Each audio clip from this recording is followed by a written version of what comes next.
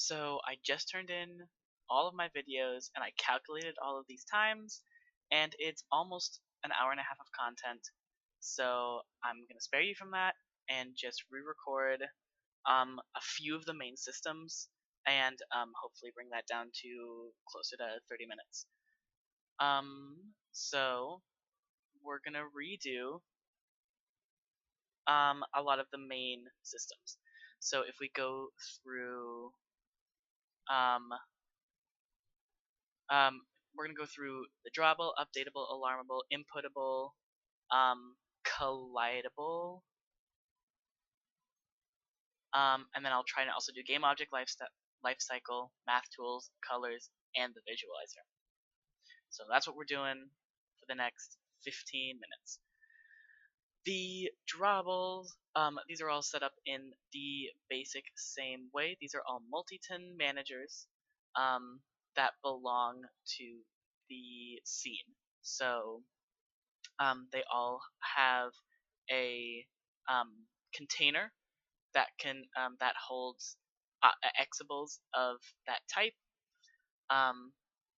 Let's do these three. So the Updatable manager has a list because we don't care about the order that the updatables are in. The drawables are also the 3D drawables are also in a list because we don't care about the order that they are in. The storage map is for the 2D objects, which will eventually have a draw order associated with them, and that is what the map is for. All of these have registration and deregistration methods. The alarmables are a little bit more tricky because they have there are multiple alarms for each alarmable, and all those are tracked separately. These registers on the manager side are all adding objects to these lists. A lot of the registers on the exable side are part of the greater registration process. So if we look into, say, the updatable, because it's going to be the most simple. Well, first of all, let's do the header files. We have updatable,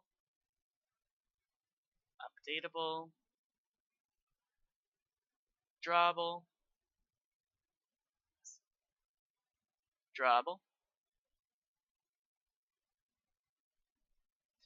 alarmable, alarmable. So the updatable calls submits its update registration that creates a command that is added to the updatable manager. Is updated to the scene registration broker. When these are all processed, that command that was submitted to the registration broker is executed, which calls the updatable's scene registration function, which will go through the scene to the current updatable manager, and we'll call this register function, which will register it to the storage list. Deregistration happens very similarly too. All of the exables have a where is it? A delete reference, which allows for constant time removal from the manager's list. All of these have virtual destructors, which allow for proper deletion.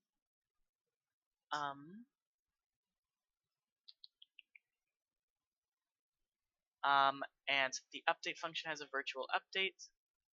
Drawable has virtual draw as well as a empty draw 2D, but I'll talk about that in my sprite video. Alarmable has these virtual alarm functions as well as a registration data chunk,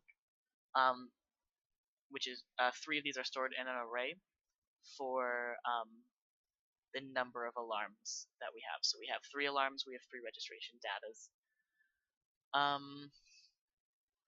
Let's see. That's all we have for. Let's go into the.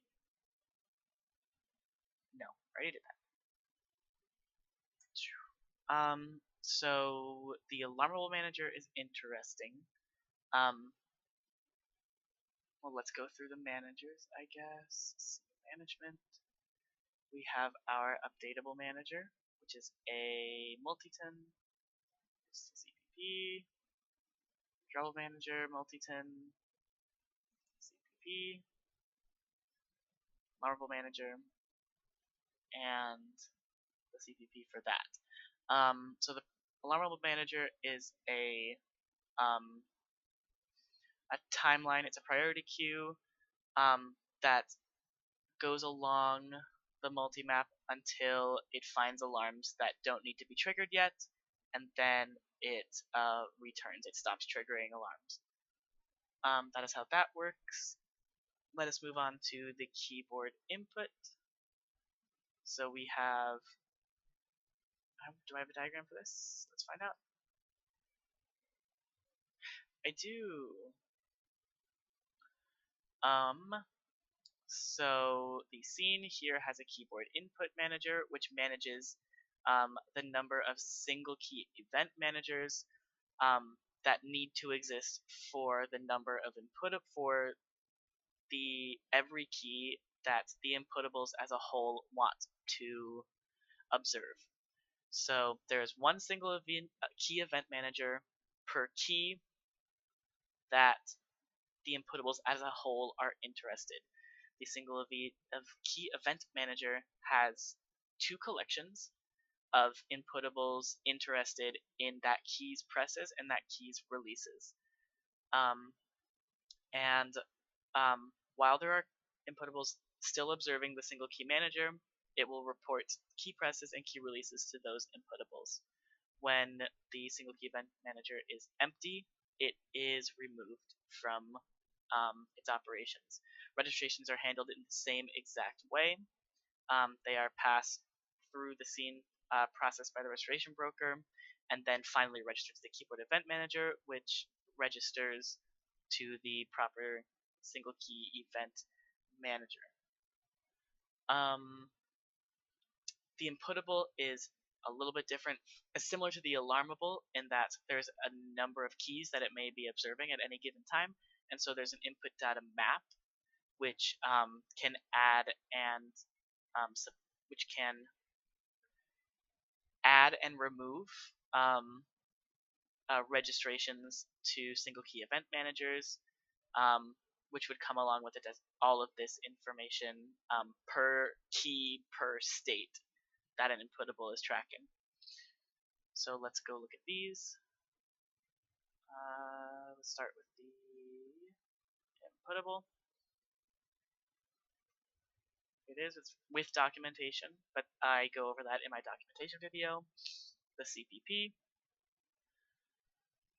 here it is, keyboard event manager, boom, boom, single key event manager, and boom, where all the work is done, just really in here. Great.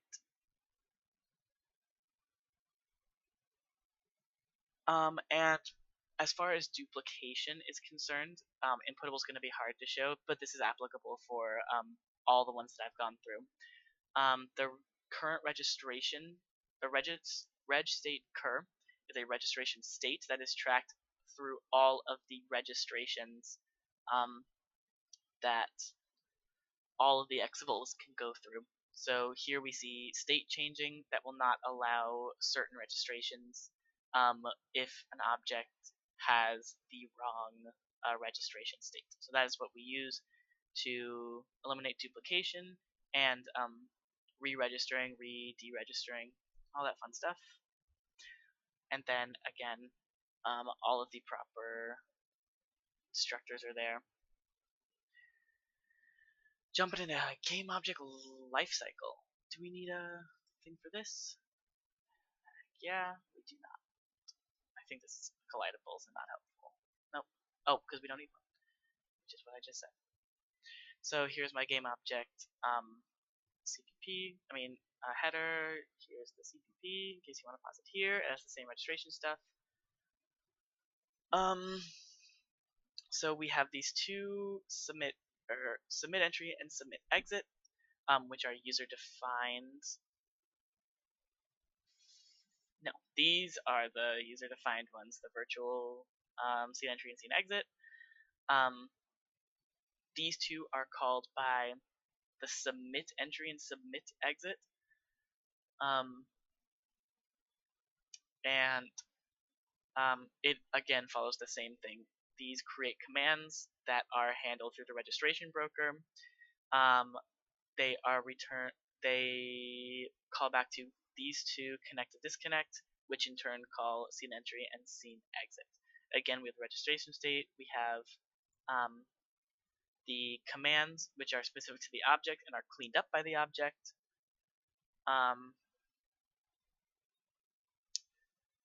And the way that we stop some duplications here for submit exit, we allow multiple calls to submit exit because instead of having an assert here, we have an if, which is an early out if submit exit has already been called multiple times in the same frame for a game object.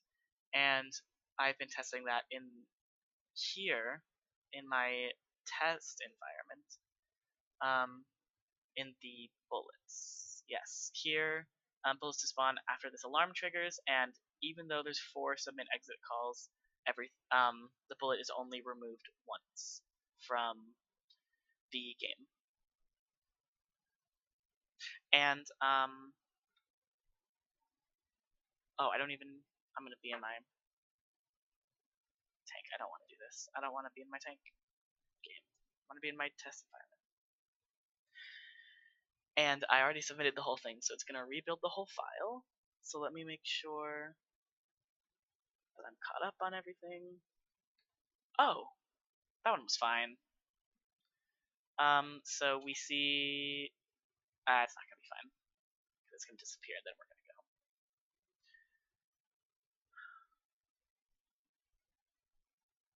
Just change the scene. I may need to resubmit this because I have given you the wrong scene.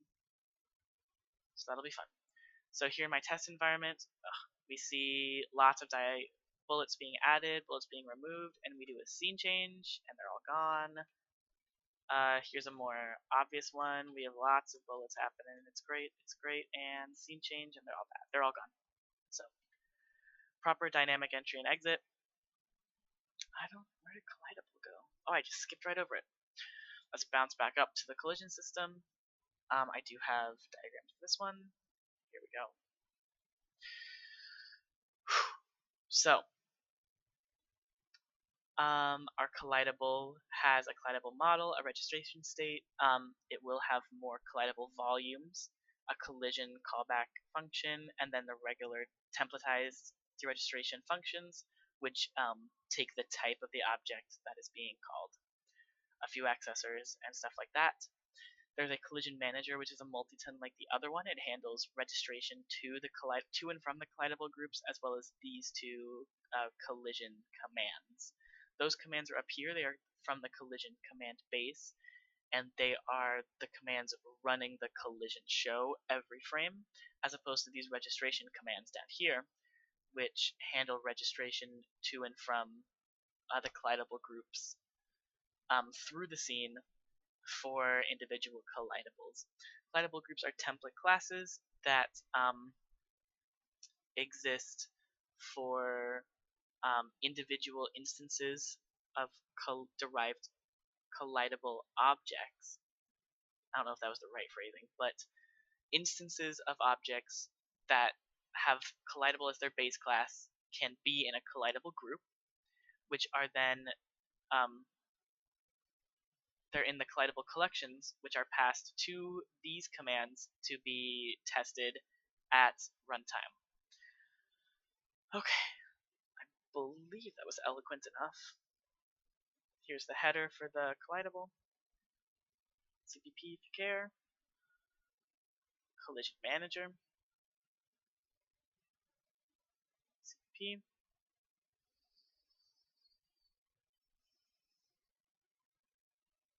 So I wanted this collidable group. collision volume, B sphere, the CPP, the base collision volume, and these commands are important. The the collision group delete command is the way that we clean up these templatized collidable groups, and you'll see that in my tank game. There are scene changes where the collision is completely torn down and then built back up in the next scene, and that is due to properly cleaned up collidable groups. Runtime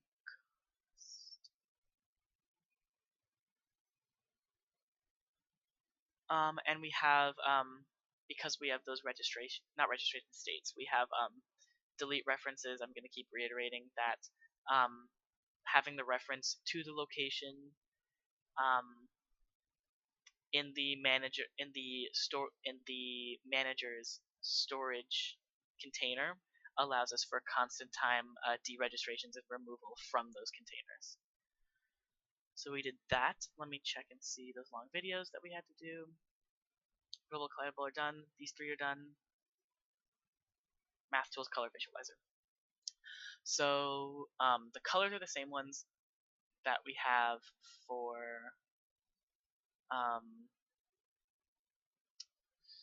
the graphics class because they work very well.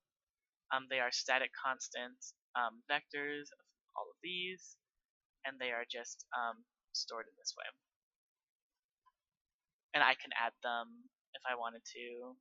If dark orchid isn't a sign of having enough colors, I can absolutely add more. In the same way, the constant vectors that are static. Math tools, I realized while filming my first video that PW math tools is periwinkle, so I definitely need to change that to something that's my own engine. But this is a growing collection of static functions that will do all of the necessary math for me. Do I need to show you anything else for math? Static methods only, yes. Not a singleton. I have 2 methods, so count me ahead. And then finally, we will have the visualizer. I have a diagram for it. It is this one. So the visualizer is a singleton. It has a default sphere. It only has one of them.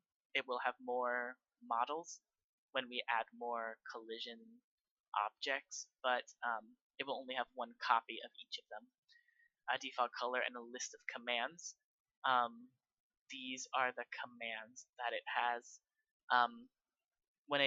For instance, when a bounding sphere wants to be rendered, it computes the world matrix using the center and the radius and passes that to a bsphere command, which is recycled from the command factory. That matrix is stored in S, and the color that it wants is stored here, and this is added to the command list. In the collision test command, as these collections are being compared for collisions, if a visualization is requested, that command here is generated with all of this, add to the command list, and then at the appropriate moment during the frame, visualize all is called, and all these commands are executed and everything is rendered, and that's what we see here. Oops. With these 2 bounding spheres, and I demonstrated in my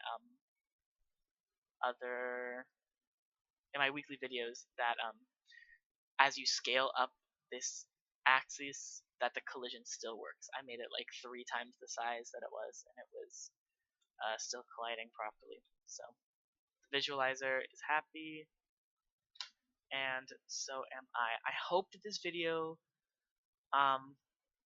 gave you less work to do. I'm going to submit it, and I'm going to be done and be so happy. Thank you so much, and good luck grading.